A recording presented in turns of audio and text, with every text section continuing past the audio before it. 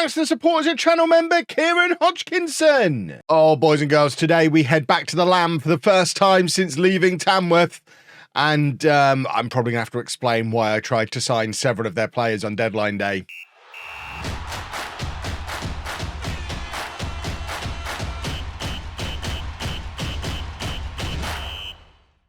And welcome to Club 2, Part 3 of Non-Lethal Legend. I'm Kevin. Coming up on today's episode, we have that game against Tamworth in the league. We're also facing Newport at home. And of course, having a look at how we got on during that January transfer window. Results-wise, since you were last with me, we did continue winning for a couple of matches, but then we've just had a little bit of a wobble. Lost one, drawn one, which means we're not quite chasing the automatic promotion places the way we hoped we would. If we'd have kept our winning run going, we'd actually be in the top 3 with Tamworth going into this game. As it is, we could go there and beat them and still be behind them in the league at the end of the episode, which would be most unfortunate because obviously we want to make sure we finish above them. But we have had the January transfer window since the last episode as well. The main headlines are that we've sold captain Sam Hughes, £750,000 to Swansea. That was his release clause, so we couldn't squeeze any more than that out for him, which is a little bit unfortunate. A 6'4" centre-back, who is also our captain, is the kind of guy I'd like to keep around. We also got rid of Daniel Adshed, who the previous regime had spent far too much money on last season, and he just wasn't good enough. We also got rid of another one of the signings from last season in a cut price deal as well, and sent a couple of youngsters out on loan and used that money to not really sign anybody permanently. The one permanent signing shows that we need to spend a little bit more time on our scouting before we commit any more money. It's why I didn't spend big despite having big money, because we just didn't have the scout reports to justify it at this stage. We spent a little bit of money on Akil Higgins because we needed a winger, and as you can see, it's not the best deal we've ever done in our lives. And we did bring some players in on loan though. Shay Lacey joins on loan from Manchester United as a 2.5-star current ability, 5-star potential winger, and has made an immediate impact, a goal and an assist and an average rating of 7 in his 3 games so far.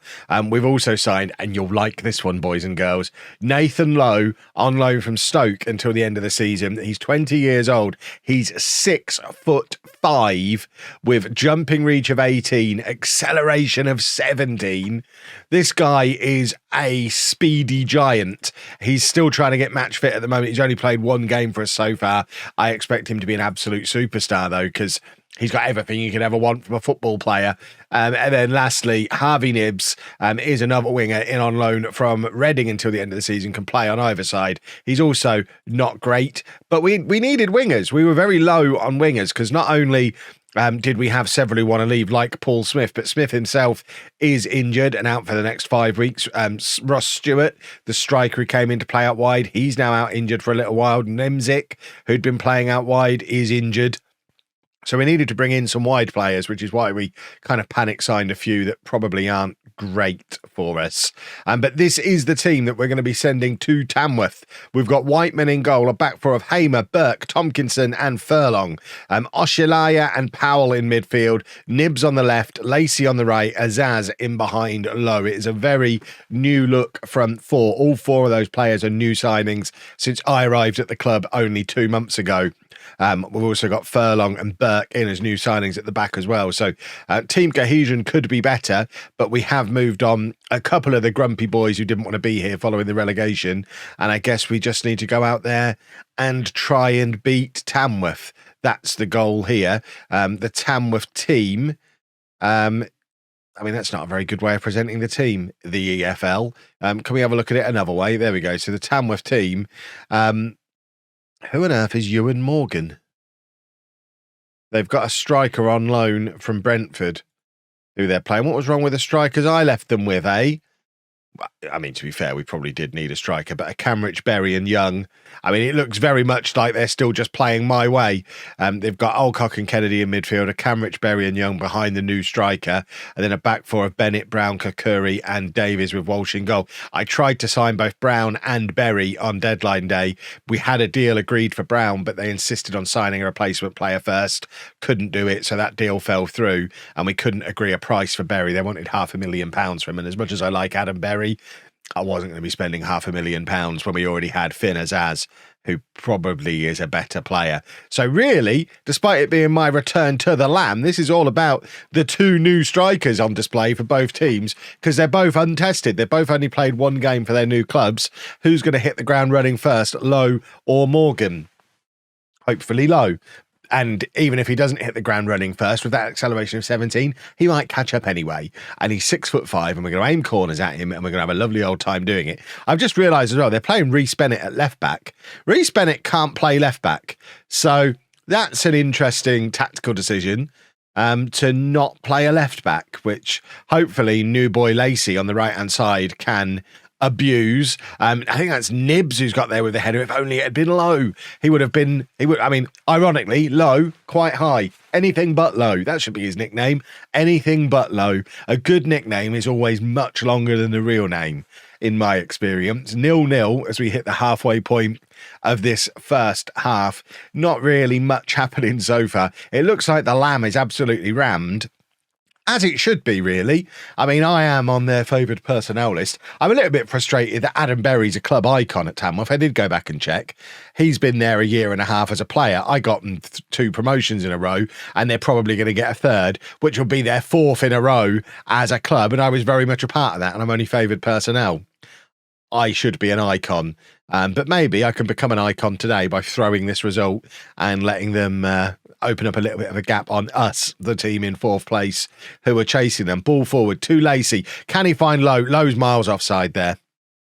The linesman's flag is up. I mean, it's a decent finish, but with the pace that he's got, he doesn't have any excuses for being that far offside, because he doesn't need to be that far offside. And with the size of him, he can't exactly slip in and not be noticed, can he? So we need a little bit more positional awareness from Lowe if he's going to become a long-term solution for us. I'm not sure if he is, to be honest. I think he's very much a shiny 6'5" toy for us to use for the rest of this season, and then we'll hopefully get promoted in the summer and start spending some of that money then off the back of actually getting some proper scout reports in. Adam Berry has picked up a knock, so I think that's probably just because he wanted to come and sign for me, and Tamworth dug their heels in and wouldn't let him leave. I could have been a monster and done things like declare interest. I'm not that much of a monster, because frankly, I'm not sure how many of these Tamworth players actually improve our team.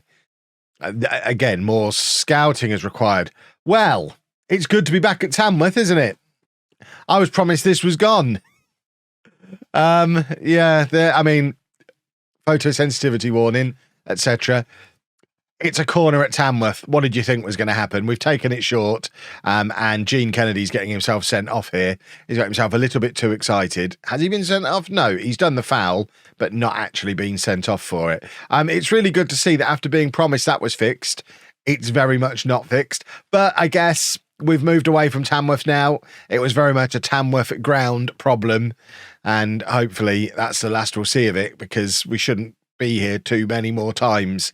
You would think, of course, if we both get promoted this year, there'll be another. We've got to show you our return to the Lamb next year as well. That's a big miss from Powell, though. That should be putting us 1-0 up. We've definitely been the better of the two teams. Tamworth are struggling, and now Reece Burke has picked up a knock. So we're going to bring on Lonwick to replace him. And we're looking down at the bench to try and come up with some ideas for maybe a breakthrough. Cole Stockton's going to come on.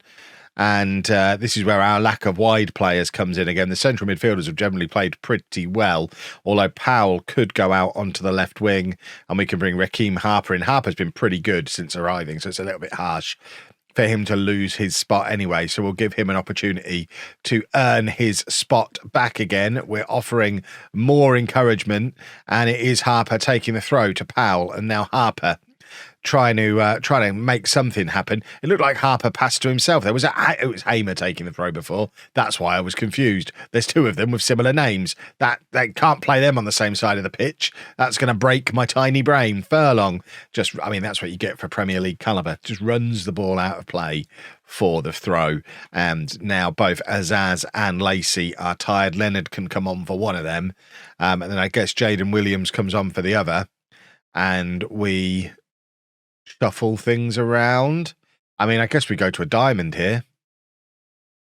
We haven't actually got a diamond that we've been training, but can we whack on a quick diamond?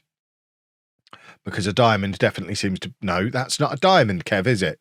You know the buttons. Let's find a diamond. So we want choose formation.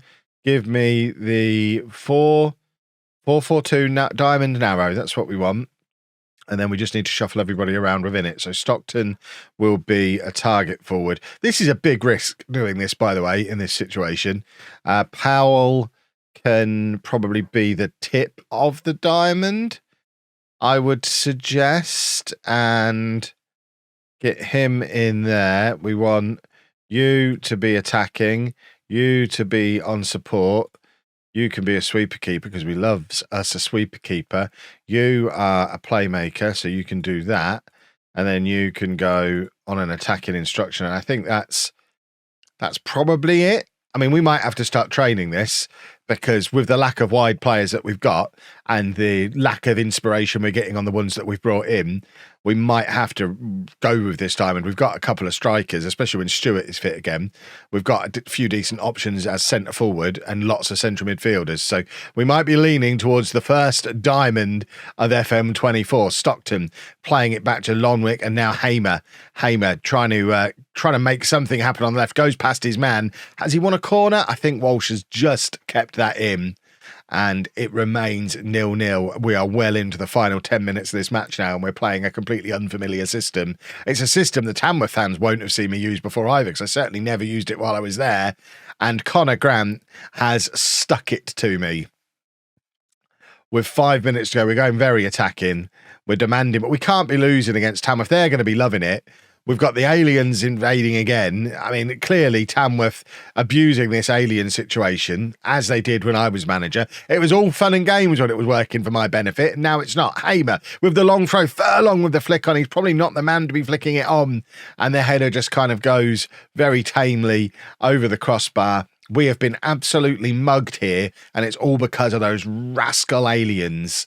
And yeah, I'm not very amused with what I've seen. This is actually 3 games without a win for us now, which is also not ideal as part of my grand plan to get us promoted this year and then spend the money. Although I will remind everybody at this moment, there's the equaliser from Williams. I will remind everybody that it's been disallowed. I will remind everybody that we only have to finish in the top half this season for the board to be happy. So even if we don't get promoted, there's no danger of getting fired. But obviously there is the indignity of watching Tamworth get promoted while we don't. Williams is in again, and this time, surely you can't disallow 2 94th minute equalisers from the same guy, and I don't think we have. And we have got the equaliser. It is absolutely no less than we deserved as well. We've been the better team today, and we do finally get the reward for it. We've beaten the Tamworth offside trap and 1-1. Well, I mean, it's not a fair result. We absolutely should have won the match, but in the circumstances, we'll take it because it's an awful lot better than losing. Oh, those blooming aliens. Oh, that's a nice signing to be able to bring in. I forgot we were trying to sign him. Let's accept that. Hopefully we can still get him registered even though the window is closed. Let's just have a look to see if he's as good as my scouts suggested he would be. We're moving to a diamond, aren't we? We've got so many central players now.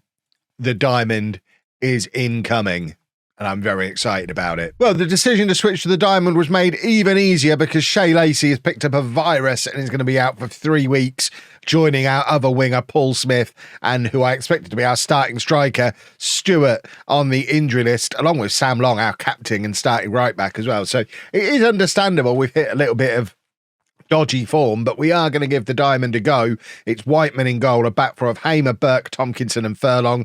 Ashalaya in front of the back four with Powell and Harper ahead of him. New boy Angerin.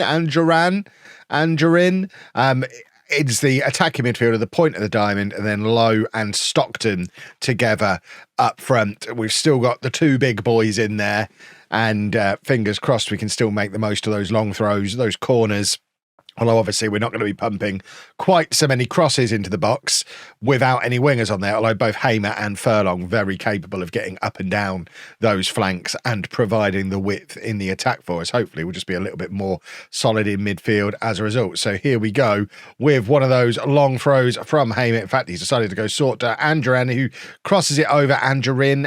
I need to learn how to say that. It's probably Angerin, isn't it? But it comes out of my mouth as Angeran, and I don't know why. Angerin. Let me know down in the comments section how I say that guy's name properly. Hamer's going to have another go at a long throw. Still not the one that hits the 6-yard box that we know we've got in him, but it comes back to Hamer again. Now Powell to Tomkinson, Oshilaya on the edge of the area, and now Hamer with another chance to float the cross in. It comes over. There is Low, and all 6'5" of him made contact but couldn't keep the ball down, and it goes over. We're 5 points behind Tamworth still off the back of that draw at their place. We do now have a better goal difference. It shows just how good we've got in front of goal since we've made the changes that we've made, but we really do need to cut off this this run of iffy form before it sets in. 3 games now without a win. We really need to win today if we are serious about being in a race for automatic promotion, because otherwise the front three, the top 3 are just going to start to pull away from us, and that is not really acceptable when we're supposed to be one of the teams that are getting promoted. I'll keep blaming it on the previous guy. At least we've got exciting football here at Burton now. We did a 7-0. Do you remember that? That was good. We did we've not scored today. We are struggling for goals all of a sudden. We need Ross Stewart back. He was the man who was scoring all the goals for us, and him getting injured has caused us something of a problem. It's with Oshilaya in front of the back 4. He plays it back to Burke, and now it's forward to Hamer at left back, and he just plays it straight into the defender, but Andren is there to intercept. And hopefully with Finn as being as injury prone as he is, having Andrew in as well means that we can rotate those two, maybe even start playing the one that doesn't start as the attacking midfielder in centre mid. That's just a poor pass. That is a really poor pass from Tomkinson, and it's put us in a huge amount of trouble. And we are still getting a little bit of that from these one-to-way players, and I think Tomkinson is one of them, the ones that are in a grumpy because they got relegated. They're the ones who just need to sort their heads out now. There's a new manager, new regime.